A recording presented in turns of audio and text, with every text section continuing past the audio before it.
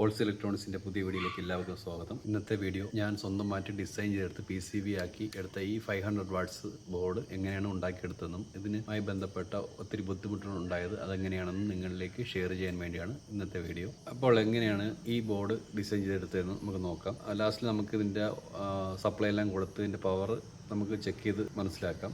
അല്ലെങ്കിൽ ഇതിൻ്റെ പെർഫോമൻസ് എങ്ങനെയാണെന്ന് നമുക്ക് നോക്കാം. ഈ ബോർഡെന്ന് പറയുന്നത് അതിൻ്റെ മെയിനായിട്ട് വരുന്നതിൻ്റെ സർക്യൂട്ടാണ്. അത് നമുക്ക് സ്കീമാറ്റിക്കാണ് വേണ്ടത്. അത് കിട്ടിയാൽ മാത്രമേ സ്കീമാറ്റിക് ഡയഗ്രാം കിട്ടിയാൽ മാത്രമേ നമുക്ക് അത് വെച്ചിട്ട് PCB ഡിസൈൻ ചെയ്തെടുക്കാൻ പറ്റത്തുള്ളൂ. നമ്മൾ സാധാരണ സ്കീമാറ്റിക് ഡയഗ്രാം അല്ലെങ്കിൽ സർക്യൂട്ട് ഡയഗ്രാം എടുക്കുന്നത് ഗൂഗിളിൽ കയറി സെർച്ച് ചെയ്തിട്ടായിരിക്കും എടുക്കുന്നത്. പക്ഷേ അത്തരത്തിൽ സെർച്ച് ചെയ്തെടുത്താൽ അത് ഒന്നും കറക്റ്റായിട്ടുള്ള സർക്യൂട്ടൊന്നും ആയിരിക്കത്തില്ല. ചില സർക്യൂട്ടിൽ അതിൻ്റെ കമ്പൗണ്ട് വാല്യൂ ഒക്കെ മാറ്റിയായിരിക്കും ഇട്ടേക്കുന്നത്. ചിലപ്പോൾ ഇതിൻ്റെ സർക്യൂട്ടിൽ ചെറിയൊരു വ്യത്യാസം വരുത്തിയൊക്കെ ആയിരിക്കും അവർ ചെയ്തിട്ടേക്കുന്നത്. പക്ഷേ അത്തരത്തിൽ നമ്മൾ ചെയ്യുമ്പോൾ നമുക്ക് ഒരുപാട് നഷ്ടങ്ങളാണ് സംഭവിക്കുക. കമ്പൗണ്ടൻ്റ് എല്ലാം ഡാമേജ് ആവും, സമയം വേസ്റ്റ്, ഇതുപോലെ PCBകൾ വേസ്റ്റ് ആവും. അത്തരത്തിൽ ഒരുപാട് നഷ്ടങ്ങൾ വന്നതിന് ശേഷമാണ് ഇത്തരത്തിലൊരു ബോർഡ് ഞാൻ ഡിസൈൻ ചെയ്തെടുത്തത്. ഗൂഗിളിൽ നിന്നും വാൾസ് സെലക്ട് ചെയ്തതിന് ശേഷം സ്കീമാറ്റിക് ഡയഗ്രാം എടുത്തതിന് ശേഷം ഇതുപോലെ PCB ഡിസൈൻ ചെയ്തതിന് ശേഷം കമ്പോണന്റുകൾ എടുത്തു നോക്കി. പക്ഷേ അതൊന്നും വർക്ക് ചെയ്യുന്നില്ല, കറക്റ്റ് വർക്കിംഗ് ഒന്നും ആയിരുന്നില്ല. അങ്ങനെ ഒരുപാട് ഇതുപോലുള്ള നഷ്ടങ്ങൾ വന്നിട്ടുണ്ട്. ഇതൊക്കെ ചെയ്ത ബോർഡുകളാണ്. ഇത് ഫുൾ ചെയ്ത് നോക്കിയതിന് ശേഷം പിന്നെ എൻ്റെ കമ്പോണൻസ് എല്ലാം ഇളക്കിയെടുത്ത് വേറെ ആംപ്ലിഫയറിൽ ഉപയോഗിച്ചു. അതുപോലെ ഒത്തിരി സമയവും സാധനങ്ങളൊക്കെ വേസ്റ്റ് ആയതിനു ശേഷം ലാസ്റ്റിൽ കുറേ ദിവസത്തെ അധ്വാനത്തിന് ശേഷമായിരിക്കും ഇതുപോലെ ഒരു ആംപ്ലിഫയർ റെഡിയായി കിട്ടുന്നത്. അതിലൊരു വിഷയം എന്ന് പറഞ്ഞാൽ ഇതുപോലെ നമ്മൾ വീഡിയോ ഒക്കെ എടുത്ത് ഇടുമ്പോൾ അല്ലെങ്കിൽ ഇതിൻ്റെ ഫോട്ടോ ഒക്കെ ഇടുമ്പോൾ ഏതെങ്കിലും നമ്മളെ ഫ്രണ്ട്സുകൾ തന്നെ ഒന്ന് മെസ്സേജിൽ കൂടെ ചോദിക്കും, ബ്രോ അല്ലെങ്കിൽ ചേട്ടാ ആ സർക്യൂട്ട് ഒന്ന് തരുമോ. നമ്മൾ ഒരുപാട് ദിവസത്തെ കഷ്ടപ്പാടുകൾ കൊണ്ടാണ് ഇതുപോലൊരു ആംപ്ലിഫയർ ഡിസൈൻ ചെയ്തെടുക്കുന്നത്. പക്ഷെ നമുക്ക് കൊടുക്കാതിരിക്കാനും പറ്റാത്ത അവസ്ഥയിലോട്ടൊക്കെ ചിലപ്പോൾ വരാറുണ്ട്. ഡിസൈൻ ചെയ്തെടുത്ത PCBകളാണ് ഇത്. സർക്യൂട്ടുകളൊന്നും കറക്റ്റ് അല്ല, നെറ്റി കിടന്നത് അങ്ങനെ പറ്റിപ്പോയതാണ്. കുറേ ബോർഡുകളൊക്കെ ചെയ്തിട്ട് ഇതിൻ്റെ കമ്പോണൻ്റൊക്കെ ഞാൻ ഇളക്കി വേറെ ആംപ്ലിഫയറൊക്കെ ചെയ്തു. പിന്നെ കുറേ കമ്പോണൻ്റൊക്കെ അതിനകത്ത് ഇരിപ്പുണ്ട്.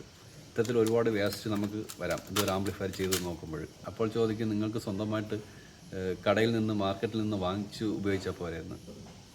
ഒത്തിരി ബോർഡുകൾ കിട്ടുന്നു. കുമാർ, മഹാരാജ, D-Tech, അങ്ങനെ ഒത്തിരി ബോർഡുകൾ നമുക്ക് മാർക്കറ്റിൽ ലഭ്യമാണ്. പക്ഷേ സ്വന്തമായിട്ടൊരു ബോർഡ് ഡിസൈൻ ചെയ്ത് അതിൽ കൂടെ ഒരു പാട്ട് കേൾക്കുമ്പോൾ കിട്ടുന്ന ഒരു അനുഭവം നമുക്ക് പറഞ്ഞറിയിക്കാൻ പറ്റാത്ത ഒന്നാണ്. അതുകൊണ്ടാണ് ഇത്തരത്തിൽ കഷ്ടപ്പാടുകൾ സഹിച്ച് ഇതുപോലെയുള്ള ബോർഡുകൾ ഉണ്ടാക്കുന്നത്. നമ്മൾ ആംപ്ലിഫയർ അസംബ്ലി ചെയ്യുന്ന അല്ലെങ്കിൽ ഇലക്ട്രോണിക്സ് ഫീൽഡിൽ നിൽക്കുന്ന എല്ലാവർക്കും ഓരോരോ ആഗ്രഹങ്ങളുണ്ടാകും. എനിക്ക് സ്വന്തമായിട്ട് ഒരു ആംപ്ലിഫയർ സ്വന്തം പേരിൽ ഇറക്കണം, സ്വന്തമായ ഒരു ബ്രാൻഡിൽ ചെയ്യണമെന്നുള്ള ആഗ്രഹം കൊണ്ടാണ് ഇത്തരത്തിലൊക്കെ ബോർഡുകൾ ചെയ്യുന്നത്. ഇപ്പം 100 വാട്ട്സ്, 250 വാട്ട്സ്, 300 വാട്ട്സ്, 500 വാട്ട്സ് വരെ നിലവിൽ നല്ല പെർഫോമൻസ് ബോർഡുകൾ ഞാൻ ഡിസൈൻ ചെയ്ത് വെച്ചിട്ടുണ്ട്. അപ്പോൾ ഞാൻ ഇപ്പോൾ ചെയ്തു കൊടുക്കുന്ന ആംപ്ലിഫയറെല്ലാം തന്നെ ഇതുപോലുള്ള ബോർഡുകളാണ് ഉപയോഗിക്കുന്നത്. ആംപ്ലിഫയർ ബോർഡുകൾ മാത്രമല്ല ഇപ്പോൾ ഞാൻ ചെയ്തുകൊണ്ടിരിക്കുന്നത്. ഇതിൻ്റെ പവർ സപ്ലൈക്ക് ഉപയോഗിക്കുന്ന ട്രാൻസ്ഫോമർ 27 വോൾട്ട് 5 ആംപിയർ മുതൽ 50 വോൾട്ട് 30 ആംപിയറുകളുടെ ട്രാൻസ്ഫോമർ നമ്മളിപ്പം സ്വന്തമായിട്ട് ചെയ്ത് കൊടുക്കുന്നുണ്ട്. ആംപ്ലിഫയർ ബോർഡുകൾ മാത്രമല്ല ഡിസൈൻ ചെയ്ത് വെച്ചിട്ടുള്ളത്.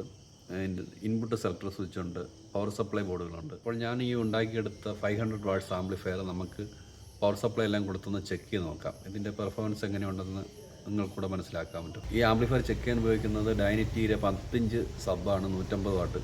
അതിൽ കൊടുത്താണ് ചെക്ക് ചെയ്യാൻ പോണത്. പിന്നെ എൻ്റെ പവർ സപ്ലൈ 45 25 ആംപിയർ ട്രാൻസ്ഫോമറാണ് ഇരിക്കുന്നത്. ഇത് ഒരു ആംപ്ലിഫയർ ചെയ്യാൻ വേണ്ടി ഡിസൈൻ ചെയ്തെടുത്തത്. ഇതുപോലത്തെ 2 ഉണ്ട്, 500+500 2 സബും 250 വാട്ട്സ് വീതം ലെഫ്റ്റ് റൈറ്റ് ആംപ്ലിഫയർ ചെയ്യാൻ വേണ്ടി ഡിസൈൻ ചെയ്തെടുത്ത ബോർഡാണിത്. അപ്പോൾ നമുക്കിത് ടെസ്റ്റ് ചെയ്ത് നമുക്കിതിൻ്റെ പവർ നോക്കാം. അപ്പോൾ ഇതാണ് പുതിയൊരു ആംപ്ലിഫയർ ഉണ്ടാക്കാൻ വേണ്ടി സ്വന്തമായിട്ട് ഡിസൈൻ ചെയ്തെടുത്തൊരു ബോർഡ്. 1 2 500+500 സബ്. അപ്പോൾ ഇത് നമുക്ക് പവർ സപ്ലൈ കൊടുത്തുനിന്ന് ഇതിൻ്റെ പെർഫോമൻസ് നമുക്ക് നോക്കാം. ഇതിന് വേണ്ടിയുള്ള ട്രാൻസ്ഫോമറാണ് ഈ ആംപ്ലിഫയറിന് വേണ്ടിയുള്ള.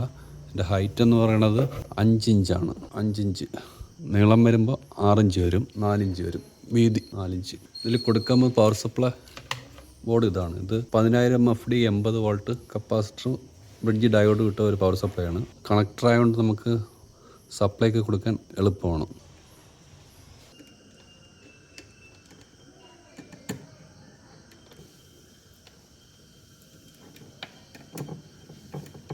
സ്പീക്കർ ലൈനാണ്. 10 ഇഞ്ചിൻ്റെ സബ് വൂഫറിലാണ് കൊടുക്കാൻ പോകുന്നത്.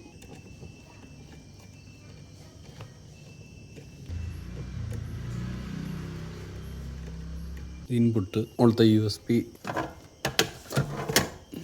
ഡയറക്റ്റ് USB പ്ലെയറിൽ നിന്ന് ഫീൽഡ് വയർ ഉപയോഗിച്ച് വോളിയം കൺട്രോൾ ഇട്ടിട്ട്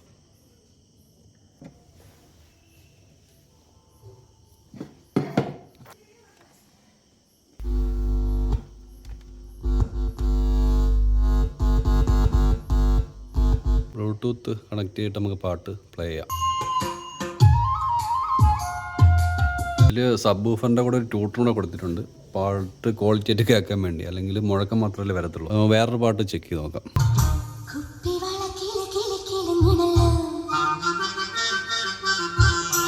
അപ്പോൾ ഇന്നത്തെ വീഡിയോ എല്ലാവർക്കും ഇഷ്ടമായെന്ന് വിചാരിക്കുന്നു. പുതിയൊരു വീഡിയോയുമായി ഉടൻ തന്നെ വരുന്നതായിരിക്കും. അതുവരേക്കും ബൈ.